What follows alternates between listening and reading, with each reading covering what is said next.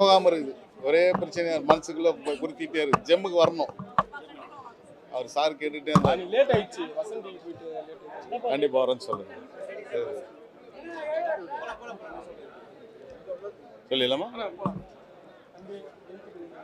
மறுமலர்ச்சி திராவிட முன்னேற்ற கழகத்தின் 32 ஆண்டு கால என்னுடைய இடமிகுந்த லட்சிய பயணத்தில் கடந்த 9ஆம் தேதி தலைவர் வைகோ அவர்கள் ஒரு ஊடகத்திற்கு பேட்டி அளிக்கின்ற போது சம்பந்தமே இல்லாமல் தலைவர் பிரபாகரன் அவர்களுக்கு மாத்தையா துரோகம் செய்ததை போன்று மல்லை சத்யா தனக்கு துரோகம் செய்து விட்டார் என்று ஒரு அபாண்டமான குற்றச்சாட்டை சொல்லி என் பொது வாழ்க்கையை களங்கப்படுத்தி விட்டார். நாட்கள் 22 கடந்து ஓடிக்கொண்டிருக்கிறது. தலைவர் சொன்ன குற்றச்சாட்டை யாரும் ஏற்கவில்லை. நாட்டு மக்கள் நம்பவில்லை. ஊடகவியலாளர்களும் அரசியல் நெறி சார்ந்த கருத்தியலாளர்களும் தலைவர் வைகோ அவர்கள் தன்னுடைய மகன் துரைக்காகத்தான் இந்த அபாண்டமான குற்றச்சாட்டை சொல்லியிருக்கிறார் என்பதை புரிந்து கொண்டிருக்கிறார். உட்கட்சி ஜனநாயகத்தை பாதுகாப்பதற்காகவும் இது போன்ற அபாண்டமான குற்றச்சாட்டுகளை கடைசியாக நானே இருக்கட்டும், இனி எவர் மீதும் இது போன்ற ஒரு பழிச்சொல்லை தலைவர் வைகோ அவர்கள் சொல்லிவிட்டு அவர் பழியை சுமந்து நிற்க வேண்டாம் என்ற அன்பான வேண்டுகோளை வைப்பதற்காகவும் தான் நாட்டு மக்களிடம் நீதி கேட்டு இந்த உண்ணாநிலை அறப்போராட்டத்தை நாங்கள் இங்கே வைத்திருக்கிறோம். தலைவர் வைகோ அவர்கள் ஒரு மிக பெரும் parliamentarian, the man with the highest order in public life என்று சொல்வார்கள். அதுபோன்று உயர்ந்தபட்ச அரசியல் நெறியாண்மை கொண்ட தலைவர் வைகோ அவர்கள் தன் மகனுக்காக அந்த நெறிப்பிழந்து அரசியலில் ஒரு மிகப்பெரிய பழிச்சொல்லுக்கு ஆளாகி இருக்கிறார். இங்கே திரண்டிருக்கின்ற ஆயிரக்கணக்கான தோழர்கள் எனக்காக வந்தவர்கள் அல்ல. என் தலைவரே, உங்களிடம் தவறுகளை நீங்கள் செய்திருப்பது தவறு என்று சொல்வதற்காகவும் என் பக்கம் நியாயம் இருக்கிறது என்பதற்காகவும் தான் இங்கு ஆயிரக்கணக்கான தொண்டர்கள் வந்து கொண்டே இருக்கிறார்கள்.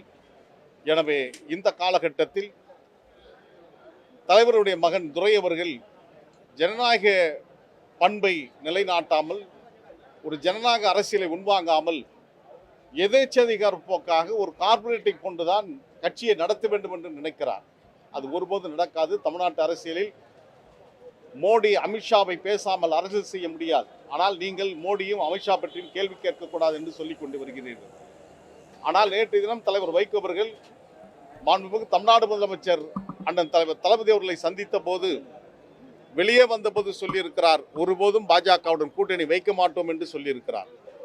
ஆனால் அது உண்மையாக இருக்க வேண்டும் என்பதுதான் எங்களுடைய பணிவான எண்ணமாக இருக்கிறது. காரணம், 2001ஆம் ஆண்டு 22 தொகுதிகளுக்கு கையெழுத்து போட்டுவிட்டு வெளியே வந்து ஓரிரவில் நிகழ்கின்ற மாற்றத்தின் பெயர் அரசியல் என்பதை போன்று அந்த இரவில் ஏற்பட்ட மாற்றம் காலையில் நாங்கள் கூட்டணி இல்லை என்று முறித்து கொண்டு வந்தீர்கள். அதே போன்றுதான் 2006ஆம் ஆண்டு காலை வரையிலும் நீங்கள் திராவிட முன்னேற்ற தலைமையிலான மாநாட்டில் திருச்சியில் பங்கேற்கப் போவதாக சொல்லிக் கொண்டு வந்தீர்கள். ஆனால் அன்று பகலே நீங்கள் போயஸ் கார்டன் சென்றதையும் நாடு மறக்கவில்லை.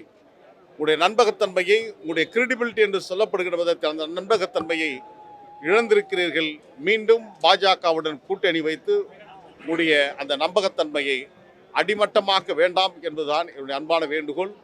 உங்களை நம்பி வந்தவர்களை நட்டாற்றில் விடுவதை போன்று ஒரு நெருப்பு வளையத்தில் என்னை தூக்கி வீசியிருக்கிறீர்கள். நான் மட்டும் நீந்தவில்லை, இதோ நாங்களும் உங்களுடன் வருகிறோம் என்று நீங்கள் மூட்டி அந்த தீயில் இத்தனை தோழர்களும் பங்கேற்க வந்திருக்கிறார்கள்.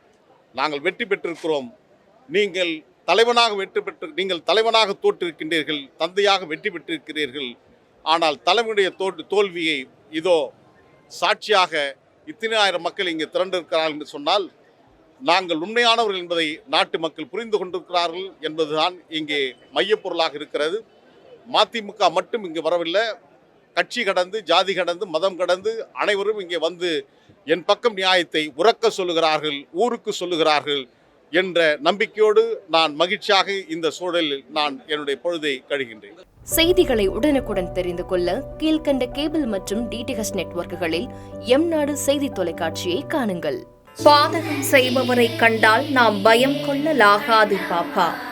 மோதி மிதித்துவிடு பாப்பா, அவர் முகத்தில் உமிழ்ந்துவிடு பாப்பா.